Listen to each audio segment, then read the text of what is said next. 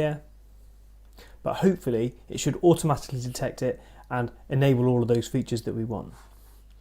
So here's my Home Assistant. I'm going to go to my Zigbee to MQTT.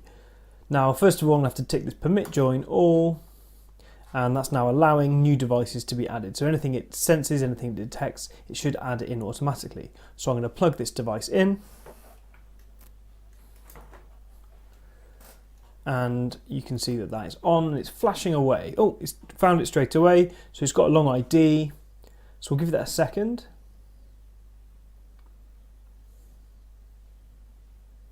And hopefully it should appear in this list. So I can see the light stopped flashing and it's done this interview process and it's appeared. Here we go. So it's showing it as obviously a screw-in bulb, which isn't quite right, but it does show it as RGB CW, which it is, and Zigbee, if I hover over, Zigbee 3 LED bulb, which I suppose it is, it's just in a different form factor. So if I change I can change the name of it as well by clicking here, but downlight. Save. Okay, so if we click on the device itself, it should show what we're able to do with it. Moving, stepping. You can see all of the details in here. You can add them in manually if you prefer to add them into config.yaml. If we come back to here, if we click on the downlight, the name that we just changed it to, we can see what it exposes. So it looks like it's got the status, so I can turn it on and off. I'm looking off to my right because that's where the light is. I can change the brightness. That's quite bright. I don't know how well you can see that on the camera at the moment. We can step that down. Oh, we can get it really dim. That's nice. Can we turn it on to a really low brightness? Let's try that. We can, that's really nice. So most of the LED lights that I have in my house, you can't turn them on to 3%, for example. You'd have to turn them on to 15%. Once they're on and they've got that load going through them, you can reduce it down to 3, but this one here looks like we can even turn it on at 1%, which is really cool, and that's really dim, that's really nice.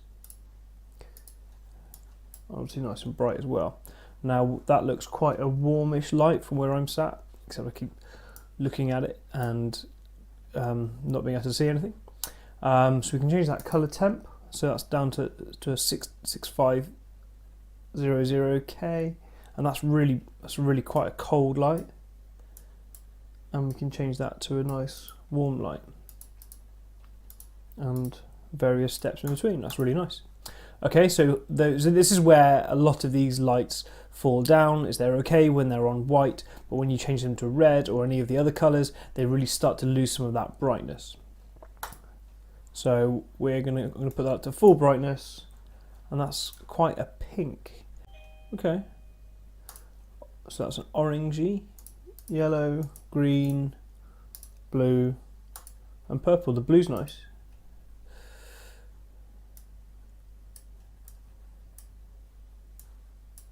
I guess that pink, it looks quite a pink for me at the moment, but I guess when we add it into Home Assistant in our Lovelace dashboard, we can use a color picker and we can really hone those down as well. There's various effects on here as well. Blink, so that's sort of toggled through a few different colors.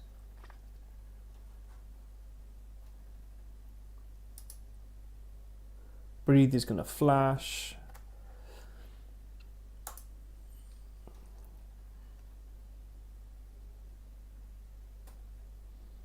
Not quite sure what that's doing.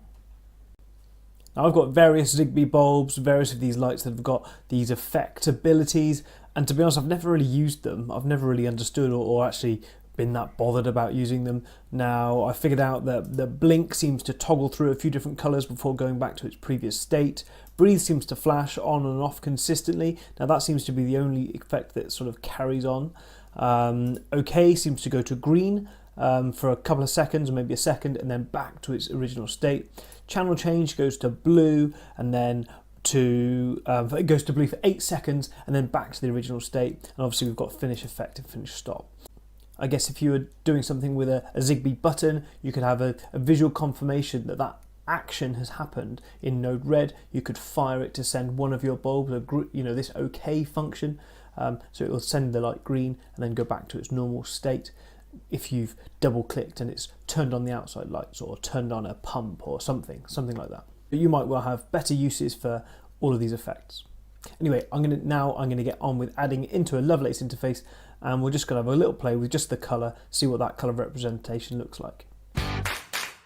So as some of you may know from my previous videos, I like to add all of my Zigbee devices directly into configuration.yaml. That way I've got total control and I know that nothing is going to change, no update to MQTT, i.e. Mosquito, the broker, or Zigbee to MQTT is going to affect my lights. I know that it's going to work and I can change the configuration if I wish. So I'm going to show you the configurations I use on the screen now, although you'll find that they are the same in this instance as the automatically configured ones. So now I'm going to go ahead and create a Lovelace dashboard just for this device. So here's my dashboard I want to add it onto. I'm going to edit my dashboard and simply add, if I look for the light card and change the entity to downlight. Now you could change the bulb, the icon as well if you wish. I'm just going to leave mine as default and press save. Now I've put this white bit of paper here behind the light, so hopefully you can see some of that colour representation a little bit better. So you can see I've got it on at the moment at 100% and it's blue, and if I click on it off and on, it turns off and on as you would expect. I'm just going to come out of this view a minute. There we go. And as soon as we turn the light on, we instantly get the colour temperature chart, which you can see here. So as you can see, that's a nice warm light, a nice cool white light. And I've got this colour picker as well. Now we noticed there was a nice blue earlier on. We can choose a cyan, a green, a yellow. You can choose obviously any colour from here at all. Now the thing that I noticed earlier on was that the red looked a little bit pink. However, in here you can see that red is actually quite a nice red. Whereas the one earlier on was more like that, I guess, the default. But yeah, it's got quite a nice red. It's got really nice colour representation actually. I mean, so far I'm really impressed with this light. I haven't installed it, obviously. I can't speak about the longevity of it to see if it's going to last a long time. But certainly my first impression of this is that it's actually really bright. It's 10 watts. It's a nice light.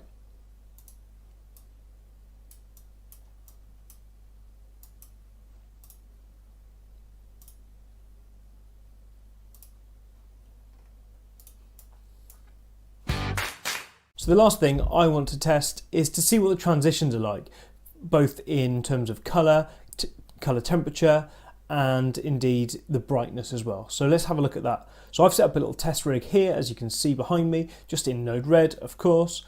So first of all, I'm starting with the light off, and I'm going to turn it on to 2%. Now you can see this call service node here is choosing the downlight, it's setting the brightness to 100% with a 10-second transition. So if I press the inject node there, we can see a fairly smooth transition. That looks nice. There's not a lot of stepping in there, so sometimes you can see that when the brightness is increasing of a light, it sort of steps up through sort of quite large chunks of the range, but that was actually really nice and smooth. So now I've got these following little sequences set up. Now what they're going to do is the first one is going to set it to 100, so not 100%, but 100 out of full brightness of 255, and it's going to put red, green, and blue onto 100%, so 255, 255, 255. So that looks like this. And the ones below transition for 10 seconds. But the first one goes to 100% of red, but no green and blue. The second one is 100% of green, and the third one is 100% of blue. So let's see how that fares. So you can see over here on the right hand side, it's gone to red instantly. And it is doing, again, a really nice transition actually from white all the way through hopefully to red.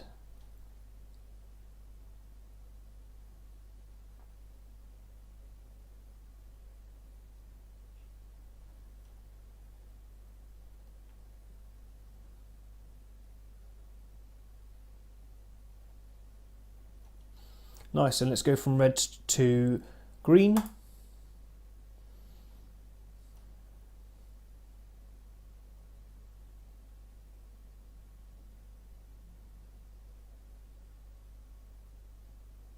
Obviously 10 seconds is a long time, so you probably wouldn't want that level of transition if you were using it, but what it does show is that level of, again, that stepping. And if you see that stepping, you've probably got quite a poor quality light, but this, as you can see, is really nice and smooth. And final transition from green to blue.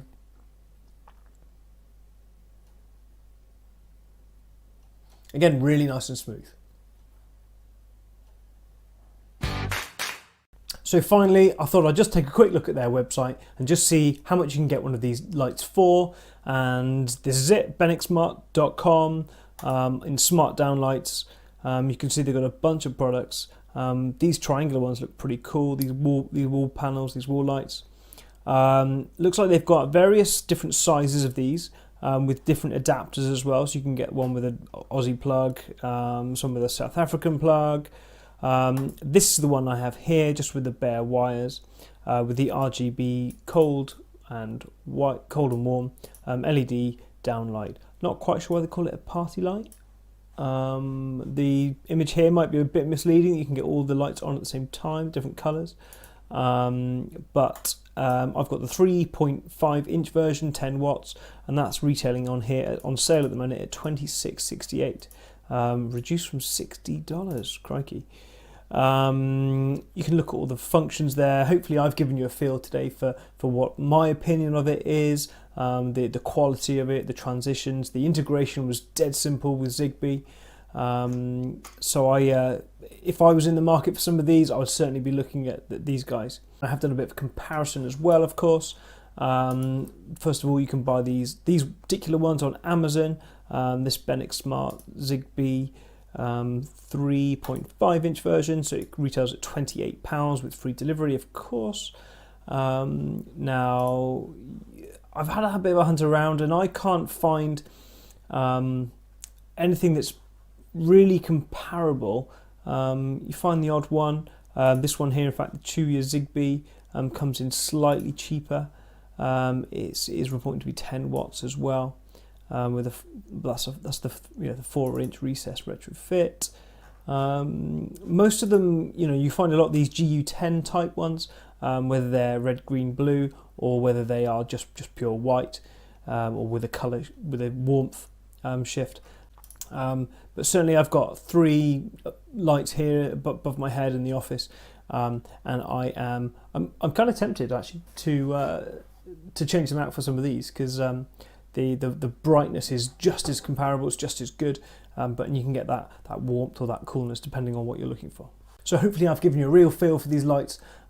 If you are in the market for it, I would recommend them based on my initial findings. I mean, I haven't got the longevity around it, so I couldn't tell how what they're like over a long period of time. But certainly my initial thoughts have been they're really good. So I hope that you've liked this video.